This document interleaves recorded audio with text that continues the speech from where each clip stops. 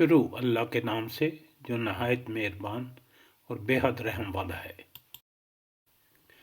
اگر اس سرکشی کی بجائے یہ اہل کتاب ایمان لے آتے اور خدا ترسی کی روش اختیار کرتے تو ہم ان کی برائیاں ان سے دور کر دیتے اور ان کو نعمت بھری جنتوں میں پہنچاتے۔ کاش انہوں نے تورات اور انجیل اور دوسری کتابوں کو قائم کیا ہوتا جو ان کے رب کی طرف سے ان کے پاس بھیجی گئی تھیں۔ ایسا کرتے تو ان کے لیے اوپر سے رزق برستا اور نیچے سے رزق ابلتا۔ اگرچہ ان میں سے کچھ لوگ راست رو بھی ہیں لیکن اکثریت سخت بد عمل ہے۔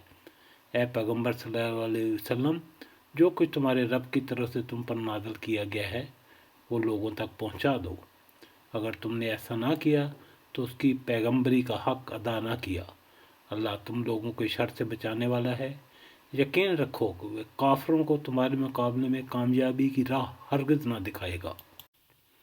صاف کہہ دو کہ اے اہل کتاب، تم ہرگز کسی اصل پر نہیں ہو جب تک کہ تورات اور انجیل اور دوسری کتابوں کو قائم نہ کرو جو تمہارے رب کی طرف سے نازل کی گئی ہیں۔ ضرور ہے کہ یہ فرمان جو تم پر نازل کیا گیا ہے ان میں سے اکثر کی سرکشی اور انکار کو اور زیادہ بڑھا دے گا، مگر انکار کرنے والوں کے حال پر کچھ افسوس نہ کرو۔ یقین جانو کہ یہاں اجارہ کسی کا بھی نہیں ہے، مسلمان ہوں یا یہودی، صابی ہوں یا عیسائی، جو بھی اللہ اور روز آخر پر ایمان لائے گا اور نیک عمل کرے گا، بے شک اس کے لیے نہ کسی خوف کا مقام ہے نہ رنج کا۔ ہم نے بنی اسرائیل سے پختہ عہد لیا اور ان کی طرف بہت رسول بھیجے، مگر جب کبھی ان کے پاس کوئی رسول ان کی خواہشات نفس کے خلاف کچھ لے کر آیا تو کسی کو انہوں نے جھٹلایا اور کسی کو قتل کر دیا۔